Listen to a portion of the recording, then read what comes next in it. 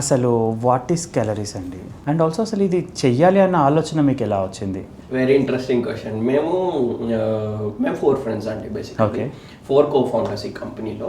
So ఈ process అవుతున్నప్పుడు again నా చైల్డ్హుడ్ ఫ్రెండ్ నాతో పాటు ఏరోనాటికల్ చదివాడు. We have done an aeronautical together. తను యూఎస్కి వెళ్ళిపోయాడు, సూరజ్ అని చెప్పి. తను వచ్చి ఏదైనా స్టార్ట్ చేద్దాము, చాలా బోరింగ్ అయిపోయింది లైఫ్ అని అంటే, I was always an entrepreneur geek. ఏదో ఒకటి మన సొంతంగా చెయ్యాలి అన్న దాంతోనే ఉండే. నా ఫస్ట్ వెంచర్లో కూడా నేను 10 మెంబర్స్కి ఎంప్లాయ్మెంట్ ఇచ్చాను. ఓకే. అప్పుడు స్ట్రాబెర్రీ దాంట్లో. So I always think that మనమే జాబ్ చేయకుండా వేరే వాళ్ళకి జాబ్ ఇవ్వడం కూడా అనేది ఒక సోషల్ రెస్పాన్సిబిలిటీ కింద నేను, because that's where the development of the country also comes in. అంటే మన వంతు మనం కూడా చేయడం అనేది ఇంపార్టెంట్. ఎంతసేపు నేను జాబ్ చేస్తానంటే కుదరదు. Who will think of generating the jobs? So I was in that shoe always, like ఇది ఎలా చేయాలి, ఇంకేమన్నా చేయచ్చా అట్లా.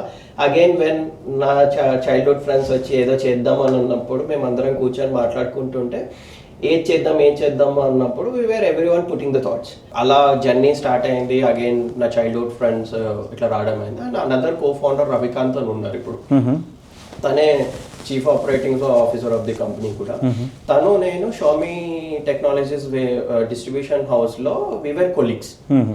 తను head of projects, I was head of marketing there. So అక్కడ కూడా ఎప్పుడు తనకు కూడా ఒక స్టార్ట్అప్ వీటి మీద చాలా ఉండే, మా వేవ్ లెంత్ కలిసాయి అట్లా చైల్డ్హుడ్. సో నేనేంటి అంటే I was anchor point here. So వీళ్ళని అందరినీ ఒక ప్లాట్ఫామ్ మీదకి తీసుకొచ్చి, దెన్ సూరజ్ నా యుఎస్లో ఉంటాడు ఫ్రెండ్, ఇప్పుడు మా యుఎస్ కంపెనీ తనే హ్యాండిల్ చేస్తుంటాడు అక్కడ. Then Ravikanth and me are the front face of the company in India right now. Vihang అని చెప్పి ఇంకొక నా జూనియర్ ఉన్నారు. తను ఐడియా నచ్చి కంపెనీ కూడా స్టార్ట్ అవ్వక ముందే he has put in his money into the company, just believing in idea what that we are doing అనే దాని మీదనే. సో అలా మేము అనుకున్నప్పుడు ఫస్ట్ మేము అనుకుంది ఏంటి అని అంటే, ఏదన్నా ఒక లైఫ్ లాంగ్ కంపెనీ, అంటే ఇప్పుడు ఏదో మనము టెక్నాలజీ ఫ్లోలో వెళ్ళిపోయామని కాకుండా అందరూ ఏఐ అని మాట్లాడుతున్నారు. Okay, so AI no doubt it is very important, దాన్ని డిగ్రేడ్ చేయడం అని కానివ్వదు కానీ, బట్ ఏంటి అని అంటే our startup should be very unique apart from the technology. So first filter అక్కడ పడ్డది మాకు. దెన్ మేము అనుకుంది నెక్స్ట్ ఏంటి అంటే, మనం హెల్త్ కేర్లో ఏమైనా చేద్దామా అని ఆలోచించాం. సో హెల్త్ కేర్కి వచ్చేటప్పటికి అగైన్ మళ్ళీ ఫార్మాసిటికల్స్ ఇట్లా అన్నీ వచ్చాయి. అట్లా కాకుండా ఏ మెడికల్ ప్రిస్క్రిప్షన్స్ లేకుండా ఏమైనా చేయొచ్చా అన్న దాంట్లో అప్పుడు ఫార్మాసిటికల్ నుంచి న్యూట్రాసిటికల్కి దిగాం. That was the second filter. So ఇట్లా న్యూట్రాసిటికల్ అనుకున్న తర్వాత we have started studying a few ideas which have been implemented other parts of the world. అలా పుట్టింది క్యాలరీస్ బేసికలీ. సో క్యాలరీస్ అనే నేమ్ కూడా మేము జనరిక్గా ఎందుకు పెట్టాము అని అంటే, మా ప్రోడక్ట్ ఓన్లీ మీదనే కాదు, we have other products which are already there which are gonna come again also near future. ఇప్పుడు పీసీఓఎస్ ఒకటి లాంచ్ అవుతుంది ఇలా. సో అందుకే మేము వీటికి జనరిక్గా క్యాలరీస్ అనే నేమ్ పెట్టాము. సో చాలామంది దేవర్ క్యూరియస్ లైక్ క్యాలరీస్ ఎందుకు అని అన్న ఫ్యాక్టర్లో ఏంటి అని అంటే, we give good calories to burn calories. The main thought process అనే దగ్గర నేమ్ అలా బర్న్ అయిందండి. సో ఇలా అవుతూ then that's how the company started. దాని తర్వాత మేము ఐడియాస్ అన్నీ పూల్ చేసి we are started working on reverse engineering. Then తర్వాత గైడ్లైన్స్ అర్థం చేసుకోవడము. సో చాలామంది ఇప్పుడు ఆంటర్ప్రినర్షిప్ అనేటప్పటికి అరే మనకి తెలీదు, మనం ఎందుకు వెళ్ళాలి దీంట్లో, రేపు పొద్దున చేతులు కాలితే ఏంటి, కంపెనీ వర్కౌట్ అవ్వకపోతే చాలా డౌట్స్ ఉంటాయి. నేనైతే ఒకటే బిలీవ్ చేస్తానండి, ఏంటి అని అంటే అందరికీ అన్నీ రావాల్సిన అవసరం లేదు. సో అది ఎలా పని చేయించుకోవాలి అన్నది మనకు తెలిస్తే చాలు. సో ఆ పని ఎలా చేయించుకోవాలన్న దానికి కూడా మనకి ఆ ఇండస్ట్రీ ఎలా పనిచేస్తుంది, దాంట్లో ఏముంటాయి, దాని రూల్స్ ఏంటి, రెగ్యులేషన్స్ ఏంటి, వాటికి కావాల్సిన బేసిక్ నాలెడ్జ్ ఏంటి. ఇప్పుడు altogether I'm an engineer and management guy. ఇప్పుడు దాకా నేను చేసిందంతా బ్రాండింగ్, డిజైనింగ్, లేకపోతే more marketing branding stuff. So altogether ఇప్పుడు వీఆర్ టాకింగ్ సైన్స్ నవ్. అంటే హ్యూమన్ న్యూట్రిషన్ మాట్లాడుతున్నాం, వెల్ బీయింగ్ మాట్లాడుతున్నాం, వెల్నెస్ మాట్లాడుతున్నాం. Why should people need to consider us serious? Yes. అలా అన్నప్పుడు then all of our co-founders మేము కూర్చొని న్యూట్రిషన్ నేర్చుకున్నాం. బికాజ్ ప్రోడక్ట్ డెవలప్ చేయడం కోసం. ఎగ్జాక్ట్లీ. ఎస్. న్యూట్రిషన్ నేర్చుకున్నాము, అసలు ఎకోసిస్టమ్ ఎలా పనిచేస్తుంది, ఇదేంటి, ఇప్పుడు ఫీమేల్ వెల్నెస్ మీద మేము పనిచేస్తున్నాము అని అంటే అది ఏందో తెలియకుండా మేము పని చేయలేము. సి ఫుడ్ టెక్నాలజిస్ట్ చాలామంది ఉంటారు, వాళ్ళకి చెప్తే ఫార్ములేషన్ డెవలప్ చేసిస్తారు. బట్ ఆ ఫార్ములేషన్ డెవలప్ చేసే ముందు కంటే కూడా మీకు మీరు ఏం చేస్తున్నారని మీకు తెలియాలి. సో మీరు అది చేయలేకపోయినా అది ఏం చేస్తున్నారు, ఏం చేయాలి, ఎలా చేయాలి అని తెలుసుకోవాలి. సో ఆంటర్‌ప్రెన్యూర్‌షిప్ అంటే మనకు తెలిసిందే కాదు, మనకు తెలియంది కూడా చేయొచ్చు.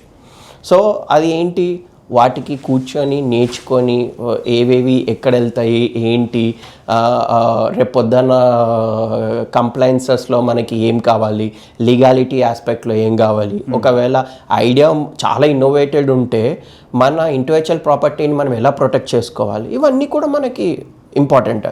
సో ఇప్పుడు చాలామంది ఫౌండర్స్ నేను చూసే వాళ్ళల్లో ఇప్పుడు ఏంటి అని అంటే, ఒక ప్రోడక్ట్ చేసాము, తీసాము, వాల్యుయేషన్ తెచ్చుకున్నాము, లేకపోతే ఫండ్ రైజ్ చేసాము, జరిగిపోయాము. అలా కాకుండా ఫండమెంటల్ ఆస్పెక్ట్లో గ్రౌండ్ లెవెల్లో స్ట్రాంగ్గా చేసి దాన్ని అంచెలంచెలుగా అప్గ్రేడ్ చేసుకుంటూ వ్యాలిడేట్ చేసుకుంటూ వెళ్ళేవాళ్ళు. అందుకే ఇప్పుడు మనము చాలామంది ఫౌండర్స్ లైక్ ఇప్పుడు జొమాటో అవ్వచ్చు, ఓయో అవ్వచ్చు, అవన్నీ అంత పెద్ద కంపెనీస్ ఎలా అయినాయి? Because they are keep on upgrading. ఒక దగ్గర అన్నది కాదు, పివోటింగ్ అనేది చాలా ఇంపార్టెంట్. ఇప్పుడు ఒక కంపెనీ పని చేసే ప్రోడక్ట్ మనకి అవుతుంది అంటే ఆ ప్రోడక్ట్ సరౌండింగ్లో మనం ఏం చేయొచ్చు, యాక్సిలరీ ప్రోడక్ట్స్ మనం చాలా తీసుకురావచ్చు మన దాంట్లో. ఆ పివోటింగ్ అనేది ఇంపార్టెంట్. అంటే మనకు అవ్వట్లేదు అనుకోవడం కంటే కూడా ఇంకా బెటర్గా మనం ఏం చేయొచ్చు, రెవెన్యూ సోర్సెస్ని ఏ దగ్గర తీసుకురావచ్చు. ఇప్పుడు రెవెన్యూ సోర్స్ అనేది మనకు ఏ ప్రోడక్ట్ నుంచే రాదు, బి ప్రోడక్ట్ నుంచి కూడా వస్తాయి. ఇప్పుడు few cases if you take అండి, ఇప్పుడు స్పోర్ట్స్ న్యూట్రిషన్ చాక్లెట్ మా దాంట్లో ఉంది, మాకు సేల్ మొత్తం అందులో నుంచి రాదు. ఓకే, సో ఇప్పుడు ప్రోడక్ట్ ఉంది, ఇప్పుడు దాకా highest revenue generated product is that. Okay, ఇప్పుడు మేము ఫీమేల్ వెల్నెస్ పైన వస్తున్నాం. సో ఈ ప్రోడక్ట్ పోర్ట్ఫోలియో డైవర్సిఫికేషన్ అనేది కూడా స్టార్టప్స్లో ఇంపార్టెంటే. అంటే ఒక్కొక్కరికి ఒక్కొక్క పాయింట్ ఆఫ్ వ్యూ ఉంటుంది. ఏంటి అని అంటే ఒక ప్రోడక్ట్ మార్కెట్లో బాగా క్లిక్ అయిన తర్వాతనే వేరే ప్రోడక్ట్స్ తీసుకురావాలి అలా అని. కానీ అలా కాకుండా ecosystem creation also important. So మా strongest belief is like creating that strongest ecosystem for humankind. So ఇప్పుడు ప్రెసెంట్ డిజార్డర్స్ని స్టడీ చేసిన తర్వాత 5G వచ్చిన తర్వాత everything is on fingertips. ఇవాళ రేపు కూర్చొని జస్ట్ అంటే ఇట్లా స్క్రోల్. ఓకే, నా స్క్రోలింగ్ నేను తప్ప అనట్లేదు, బట్ టిల్ వాట్ ఎక్స్టెంట్, దేనికి స్క్రోల్ చేస్తున్నావు?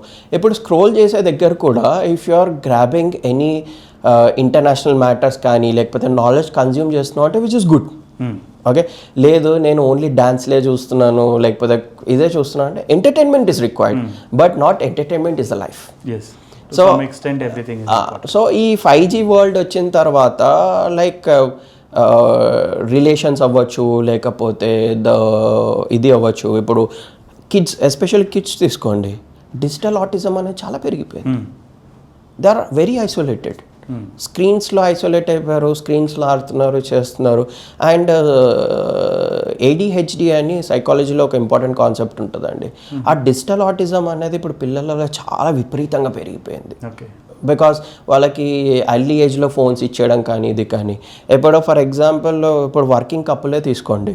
Okay, working couple, if both are working couple, వాళ్ళు ఉండేది ఎక్కడో ఉంటారు, వర్క్ స్పేస్ ఏమో ఇంకో దగ్గర ఉంటుంది. ఓకే, అక్కడి నుంచి ఇక్కడ ట్రావెల్ చేసేటప్పుడే డేలో 2-3 అవర్స్ వెళ్ళిపోతుంది. దెన్ ఆఫీస్కి వెళ్ళి కూర్చుంటారు, అగైన్ సిస్టమ్ పైననే కూర్చుంటారు వాళ్ళు. ఓకే, అక్కడ మన హెల్త్ అనేది కాస్త డిగ్రేడ్ అవుతుంది. అగైన్ అది అయిపోయిన తర్వాత ఆ వర్క్ఫుల్ స్ట్రెస్ జాబ్ అయిపోయిన తర్వాత మనం ఏం తింటున్నాం? ఓకే, మళ్ళీ ఏం తింటున్నాము? మనకి ఏది టైర్డ్ అయిపోయినామో, వండుకోలేదు, ఆర్డర్, ఎనీథింగ్ ఏదైనా ఆర్డర్ పెట్టుకొని తెచ్చుకొని తినడం. అంటే ఈ లైఫ్ స్టైల్ ఎలా అయిపోయింది అని అంటే stressful travel, stressful job, again stressful gut. మన గట్ని కూడా మనము మళ్ళీ బాధ పెడుతున్నాం. దానివల్ల మేము కంపెనీ స్టార్ట్ చేయకముందు కొన్ని ఇంటర్వ్యూస్ తీసామండి. ఒక 100+ కపుల్స్ని ఇంటర్వ్యూ చేసాం. Shocking fact was they are not having their intimate time once in a month because of all of this factors. Okay, అందుకే ఇప్పుడు మీరు చూసుకుంటే ఇప్పుడు రీసెంట్ ట్రెండ్ నిన్ననే మీరు చూస్తే ఇలాన్ మస్క్ కూడా ఈ said that danger alarming bells for Indian fertility అని చెప్పారు. ఓకే, యావరేజ్ ఫర్టిలిటీ అనేది 2.1 ఉండాలండి. ఓకే, ఇప్పుడు మనం 1.9లో ఉన్నాం. ఇప్పుడు దాకా ఏదైతే భారతదేశాన్ని అందరూ పొగుడుతున్నారో మనకి ఎక్కువ వర్కింగ్ గ్రూప్ ఉంది, యావరేజ్ 28-29 ఇయర్స్ వర్కింగ్ గ్రూప్ ఉన్నారు, వీళ్ళు రేపు పొద్దున ఒక పవర్ఫుల్ హౌస్ అవుతారు, వీళ్ళు చాలా ఇన్నోవేట్ చేస్తారు అని ఏదైతే అంటున్నారో, but by looking at this total fertility rate which is on 1.9 which is very very dangerous. ఇప్పుడు మీరు అర్బన్ పాపులేషన్ తీసుకోండి, తెలంగాణ, ఏపీ ఇవన్నీ ఆల్మోస్ట్ ఏంటి 1.4, 1.3 ఇలా ఉన్నాయి ఫర్టిలిటీ రేట్స్. లీస్ట్ ఢిల్లీ అండి 1.2. ఓకే,